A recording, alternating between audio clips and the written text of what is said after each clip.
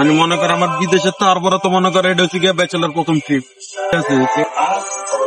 এই একদিনে 2 দিনে মানে যত 1.5 বছর পর কক্সবাজার আবার যাচ্ছি। বাসা থেকে শুধু বলে কক্সবাজার এত কি, কিন্তু কক্সবাজার যে গেলেই ভাল লাগে বারবার। তো সকালে নামলাম, নাস্তা করে আমরা হোটেল নিয়ে তাড়াতাড়ি বের হয়ে গেলাম। বাইক রেন্ট নিলাম, কারণ সারাদিন আজকে বাইক আমাদের সাথে থাকবে। আমরা যাব টেকনাফ 0 পয়েন্ট, সঙ্গেই থাকুন আমাদের।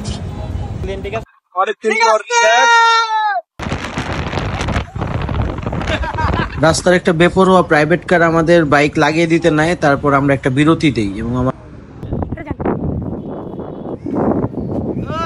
কিরে আজকে অনেক গরম পড়ছে।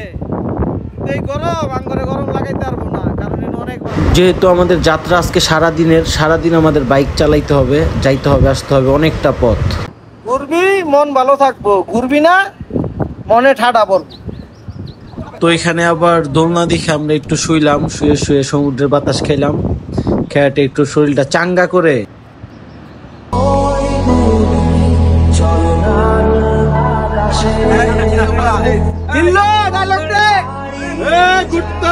প্রচুর ঘুরতে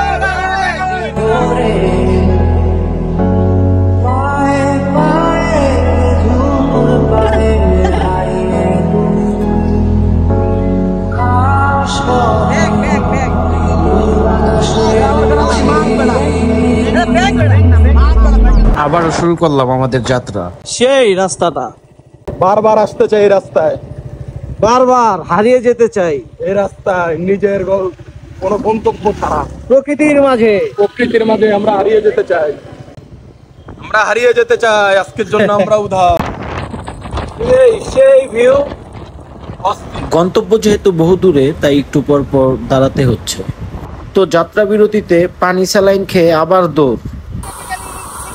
ভ্রমণকারীরা বেশিরভাগ ক্ষেত্রেই দেখা যায় যে ইনানিয়ার পাটোয়া টেক পর্যন্তই যায়, কিন্তু ইনানিয়ার পাটোয়া টেক পর্যন্তই থাকে। রাস্তায় অনেক ট্রাফিক আর রাস্তা ভাঙাও। আসলে মেরিন ড্রাইভের সৌন্দর্যটা ইনানিয়ার পাটোয়া টেকের পর থেকেই পাওয়া যায়। ভাঙা রাস্তাও নাই, তেমন ট্রাফিকও নাই।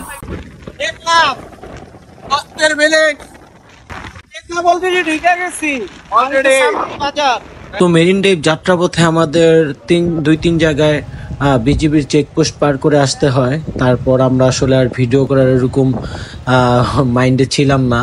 তারপর আমরা বাজার দিয়ে টেকনাফ বাজারে যাই, বাজার দিয়ে ঢুকে এই জেটি ঘাটে এসে পড়ি। এটা হচ্ছে নাফ নদীর উপরে। হ্যাঁ, এখানেই রাস্তা শেষ, আর রাস্তা নাই। ওই পারে মায়ানমার। এটা নাফ নদীর উপরে, এটা হচ্ছে জেটি ঘাট। হ্যাঁ, টেকনাফ 0 পয়েন্ট। নদীর মাধ্যমেই এক দেশের থেকে আরেক দেশ বিভক্ত হয়ে গেছে। ভাই একটু মাছগুলা দেখেন, দেখলেই শান্তি।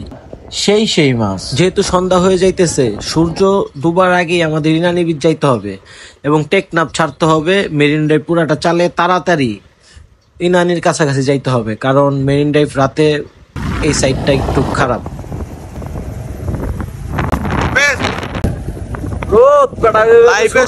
সেরা রাইড।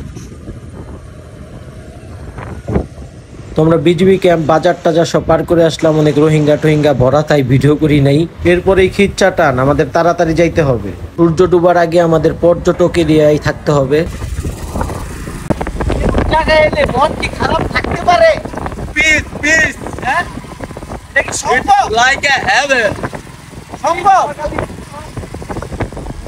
তো 60 কিলো রাইড করার পর আমরা একটা বিচ পেলাম। তো এখানে কিছু পর্যটকও পেলাম, যার ফলে আমরা দাঁড়িয়ে একটু রেস্ট নিলাম। আসলে টেকনাফ যারা যায় সকালে, তারা দুপুর বিকালের মধ্যে ব্যাক করে। তো আমাদের একটু লেট হয়ে গেছে, যার ফলে আমরা একটু পর্যটক এরিয়ার মধ্যে এসে পড়তে চাইছি, যাতে রাস্তাঘাটে পর্যটক পাই, কারণ মেরিন ড্রাইভ টেকনাফের ওইদিকে কোনো পর্যটকই নাই। সময় থাকতে ক্ষমা চান, আর সমুদ্রের মতো উপরওয়ালার কাছে ক্ষমা পান। তারপর আবারও যাত্রা শুরু করলাম কক্সবাজারের উদ্দেশ্যে। 8:30টার দিকে যে পৌঁছালাম। তারপর খেয়ে দিয়ে অনেক মজা করছি, কিন্তু ভিডিও করতে পারিনি, অনেক টায়ার্ড ছিলাম। গভীর রাত পর্যন্ত বিচে থাকার ফলে আমরা সকালে অনেকটা টাইম হোটেলে ঘুমালাম। তারপর আমরা নাস্তা করে আবারও বের হয়ে গেলাম অটো নিয়ে। আজকে কালকে সারাদিন হুন্ডা চালাইয়া আজকে আর পালে উঠতেই পারতাছি না। তা উঠতে তো হইবই। লাইফের সবচেয়ে বড় সুযোগ হচ্ছে ঘোরাফেরা। জীবনে অনেক টাকা কামাইতে পারবো, কিন্তু এরকম সুন্দর পরিবেশ কোনো জায়গায় ঘুরতে যাও এটা কোনো নারীর প্রেমে না, প্রকৃতির প্রেমে। কথায় নয়, আমরা কাজে বিশ্বাসী। চল দেখাই।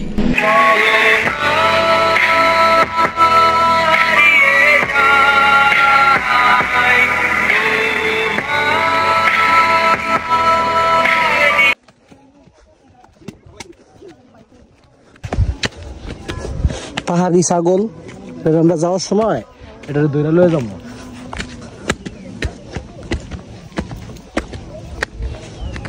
আরো বহুত ছাগল আছে, আসলে আসে ছাগলটা তো ওইটি দেখে রিয়েল ছাগলটা একটু আসে।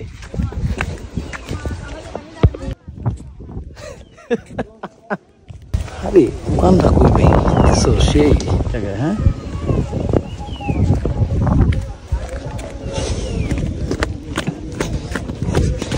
দুইবার অলরেডি স্লিপ খেলাম ভাই, বোঝা গেছে জুতার গ্রিপটা কম।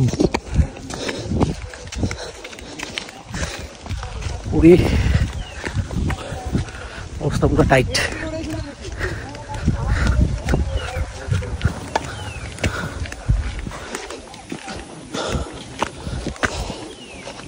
আনারসের কথা কি কইলি? হ্যাঁ, কাশ্মীর দেখামো। হ্যাঁ, খাবি? ল বেটা, তো মজা হইবে। দাও, এর কত আনারস? 20 টাকা একটা, বেশি হয়ে গেল না? তিনটা তুমি 40 টাকা রাখো। দিবা? কি বলো? এটা আগে বেচছিল 50 টাকা, এখন আনারস আজকে আনছে তো। হ্যাঁ, একটা কিন্তু আম কি কাঁচা? আম কত করে? এটি বেশি করে মরিচ দিয়া, ঠিক আছে? একদম বেশি করে মরিচ দিয়া একবারে তুক্কার পাবে।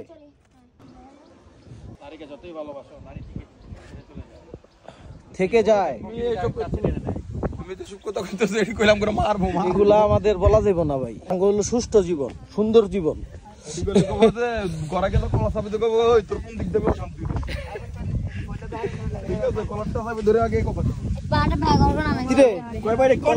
তারিখ হবি, হ্যাঁ তারিখ হবি।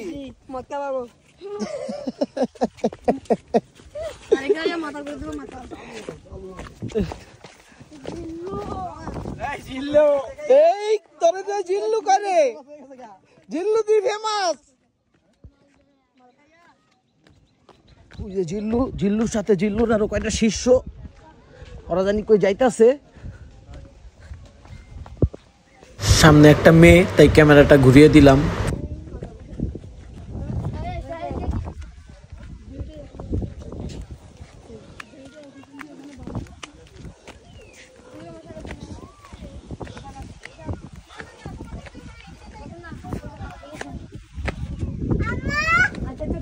সেই একটা জায়গা, সেই ঠিক আছে, অনেক উঁচা কিন্তু বোঝা যাইতেছে না।